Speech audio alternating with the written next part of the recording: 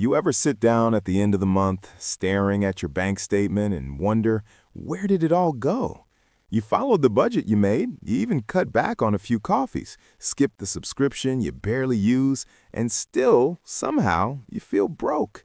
That creeping frustration, that quiet sense that you're doing everything right, and yet nothing seems to change. It's exhausting, isn't it?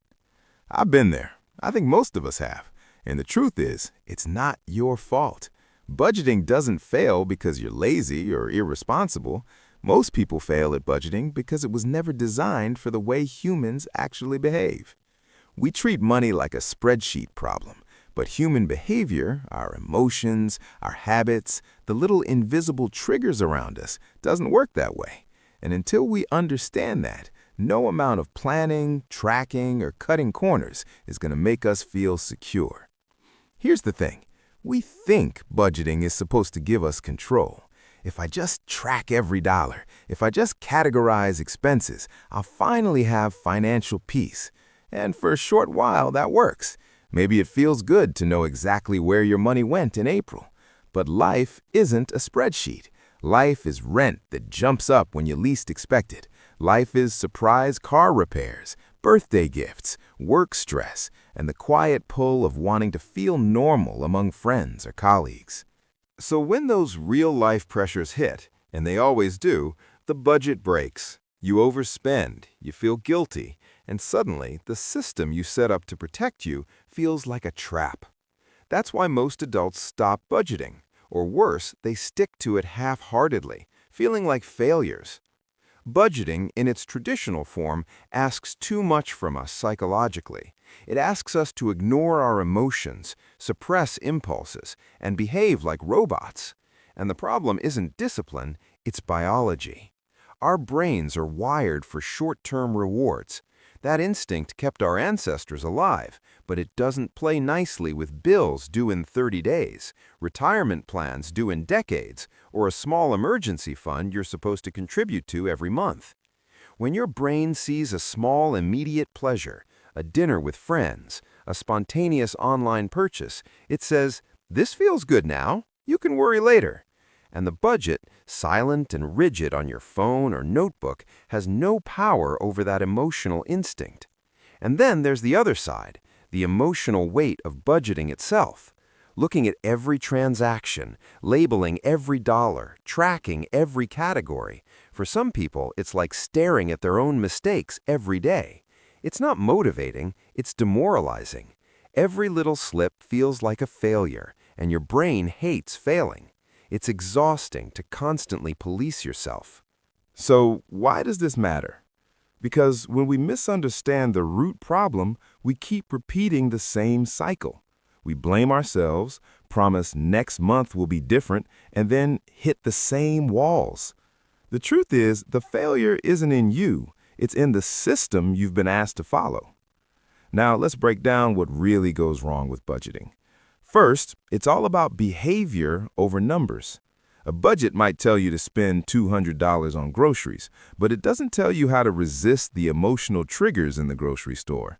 The sales, the packaging, the little indulgences that feel comforting after a long day.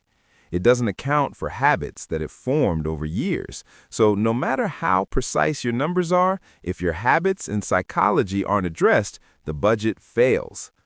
Second, life is unpredictable, and traditional budgets pretend it isn't.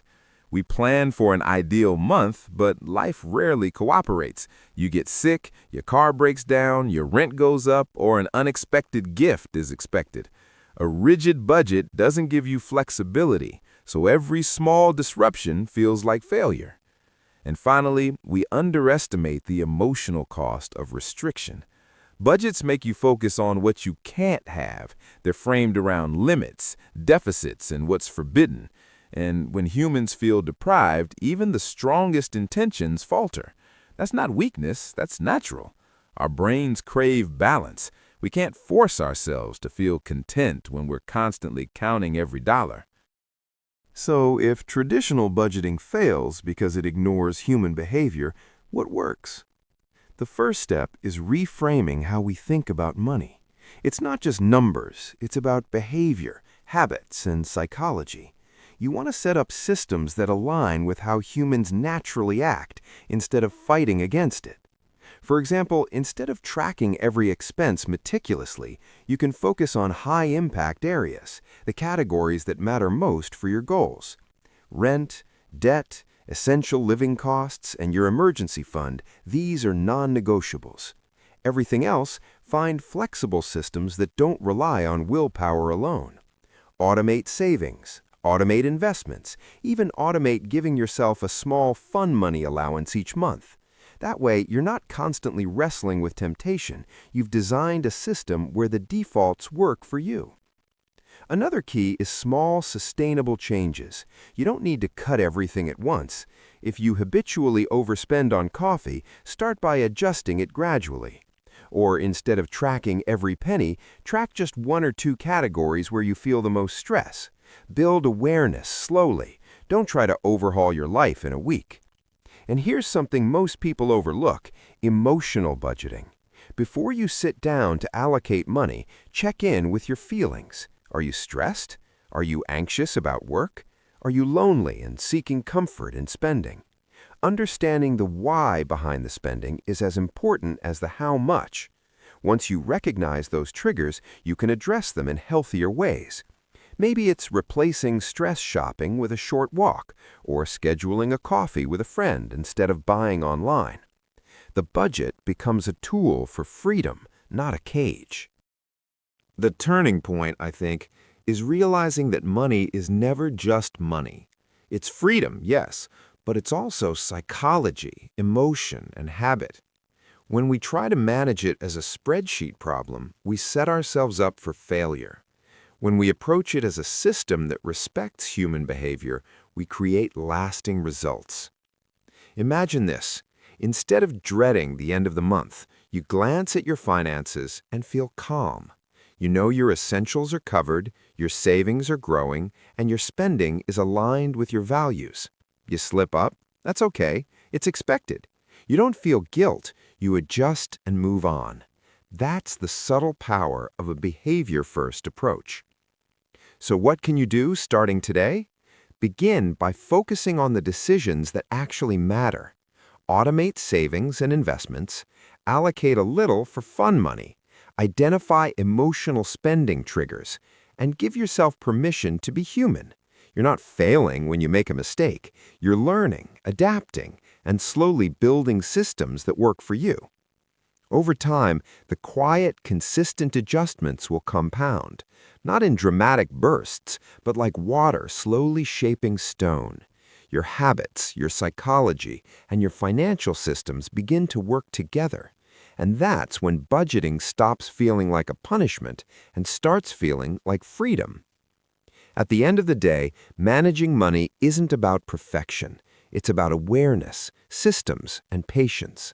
It's about understanding yourself, your triggers, and your behavior, and building a structure that quietly supports you rather than constantly tests you. So the next time you feel that familiar frustration at the end of the month, remember, the problem isn't you.